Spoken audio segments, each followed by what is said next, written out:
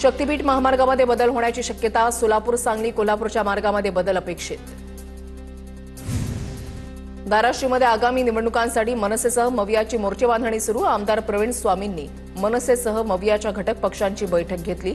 धाराशिवमध्ये मनसे आणि मवियाचा एकत्र लढण्याचा निर्णय झाल्याची प्रवीण स्वामींची माहिती। रत्नागिरीमध्ये आगामी निवडणुकांच्या अनुषंगाने राजकीय डावपेचांना सुरुवात। नगराध्यक्षपदाच्या उमेदवार निवडीसाठी हालचालींना वेग। भाजपकडून इच्छुक उमेदवारांची यादी तयार करण्याचं काम सुरू। ठाकरेंच्या शिवसेनेकडूनही गुप्त बैठकांचं आयोजन। नंदुरबारमध्ये आगामी निवडणुकीमध्ये महायुती एकत्र दिसणार। शिवसेना शिंदे गटाचे आमदार चंद्रकांत रघुवंशी यांनी महायुतीसोबत लढण्याची तयारी दर्शवली। जिल्ह्यामध्ये महायुती झाल्यास इतर पक्षांना फायदा होणार नाही, चंद्रकांत रघुवंशी यांचं वक्तव्य। गोंदिया नगर परिषद निवडणुकीची प्रशासकीय पातळीवर जोरदार तयारी सुरू। नगर परिषदेचं अध्यक्षपद यंदा ओबीसींच्या कोट्यामध्ये गेल्यानं युती आघाडीमध्ये चर्चा सुरू।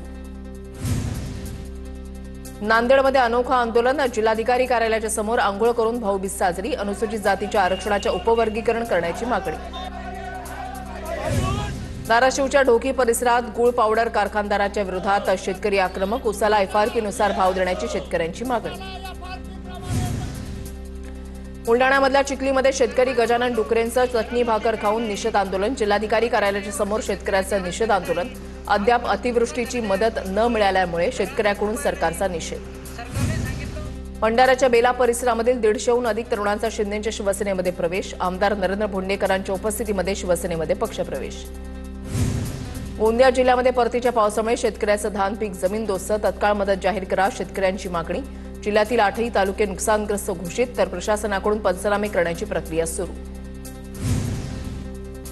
नांदेडमध्ये अतिवृष्टीमुळे गुलाबाचं नुकसान। शासनाकडून फूल उत्पादक शेतकऱ्यांसाठी कोणतीही मदत नसल्याचा शेतकऱ्यांचा आरोप। शेतामध्ये अजूनही पाणी साचून असल्यानं पिकं सडून जात असल्याची शेतकऱ्यांकडून खंत व्यक्त।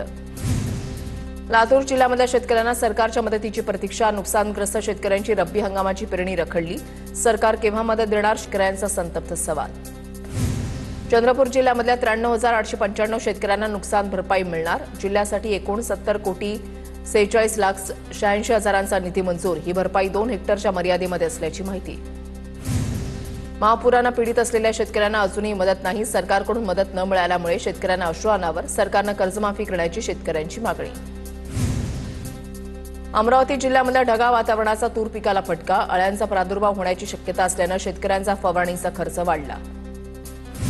नंदुरबारमधील कापूस उत्पादकांवर मध्य प्रदेशमध्ये जाऊन कापूस विक्री करण्याची वेळ। सीसीआय खरेदी केंद्र दिवाळीनंतर सुरू होणार असल्यामुळे कापूस खराब होऊ नये म्हणून शेतकऱ्यांकडून खबरदारी। सध्या मध्य प्रदेशमध्ये कापसाला 6,200 ते 7,700चा दर। जळगावच्या बोदवड तालुक्यामध्ये कपाशीच्या पिकावर रोगाचा प्रादुर्भाव, शेतकरी चिंतेत।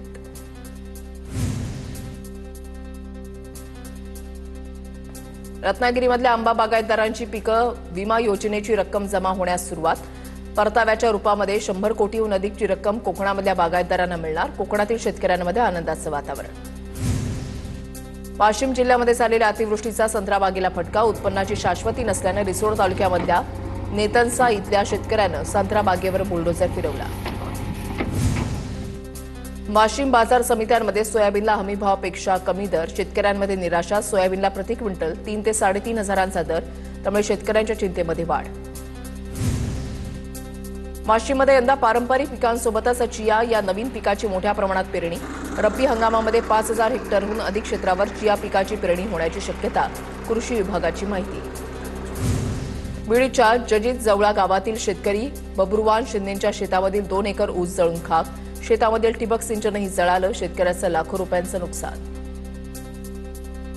साताऱ्यामधल्या कराडमधील बांदेकरवाडीमध्ये गव्यांकडून शेतीचं नुकसान। गव्यांचा बंदोबस्त करण्याची नागरिकांची मागणी। जळगावमध्ये मुसळधार पावसामुळे शिवतीर्थ मैदानावरील फटाके विक्रेत्यांचं नुकसान। वादळी वाऱ्यामुळे 10 ते 12 फटाक्यांच्या दुकानांचे पत्रे उडाले। फटाके भिजून विक्रेत्यांचं नुकसान।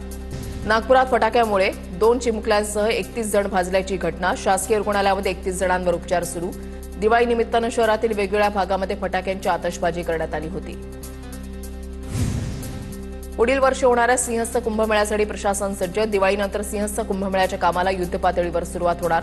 सिंहस्थ कुंभमेळ्यासाठी केंद्राचा आराखडा तयार। नाशिकमध्ये हवामानातील बदलांमुळे सर्दी खोकल्याचे रुग्ण वाढले. ऑक्टोबर हीट आणि वातावरणातील बदलाचा नागरिकांच्या आरोग्यावर परिणाम. जळगावमधल्या साई ज्वेलर्स दुकानामधून बंगाली कारागीर 30 तोळ सोनं घेऊन लंपास. उत्तर प्रदेशच्या वाराणसीमधून आरोपीला अटक. आरोपीकडून 11,90,000 रुपयांची सोन्याची लगड हस्तगत. दिवाळी सुट्टीचा आनंद घेण्यासाठी पर्यटक कोकणामध्ये दाखल. माणगाव परिसरात वाहतूक कोंडी. 3 ते 4 किलोमीटरपर्यंत वाहनांच्या लांबच लांब रांगा. पर्यटकांचे हाल. साताऱ्याच्या नायगावमध्ये दिवाळी मोठ्या उत्साहात साजरी. एकपंटी सावित्रीमाई चरणी असा सामाजिक संदेश घेऊन दीपोत्सव साजरा. शिवकालीन चित्रांचं आणि नाण्यांचं प्रदर्शन. बीडच्या केज तालुक्यामधील तुकोबाराय पावनधाम संस्थानमध्ये दीपोत्सव. बळीराजा प्रतिकृतीनेता म्हणून हा दीपोत्सव साजरा. 25,000 दिव्यांच्या प्रकाशानं परिसर उजळला. सह्याद्री वाईल्ड लाईफ ट्रेकरच्या वतीनं किल्ले शिवनेरीवर दीपोत्सव साजरा. असंख्य दिव्यांनी शिवनेरी किल्ला उजळला. वर्ध्याच्या गिरडमध्ये दिवाळीनिमित्त कुस्तीचा आखाडा रंगला. 113 वर्षांपासून कुस्तीचा आखाडा रंगण्याची परंपरा. यावेळेला पैलवानांनी कौशल्याचं प्रदर्शन करून प्रेक्षकांची मनं जिंकली.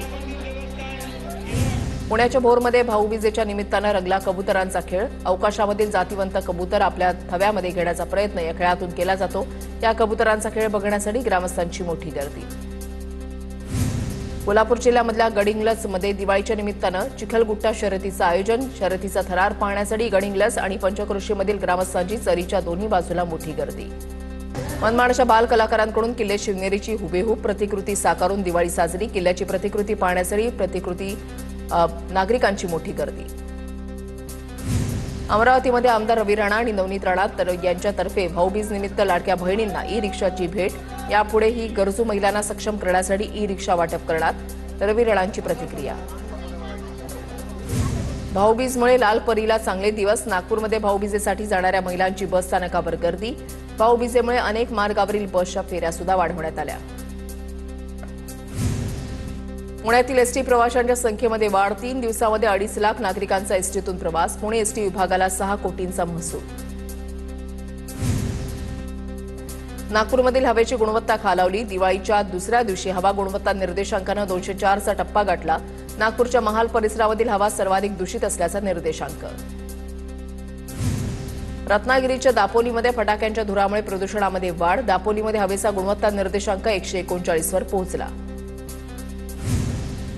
सिंधुदुर्गच्या कणकवली मालवण आसरा मार्गावर खड्डे. मार्गावर काँक्रिटीकरणाचं काम संथ गतीनं सुरू. मार्गावरील 1 लेन वाहतुकीसाठी बंद. वाहनधारकांचे हाल. कुऱ्हा ते मलकापूर रस्त्याच्या दुरवस्था.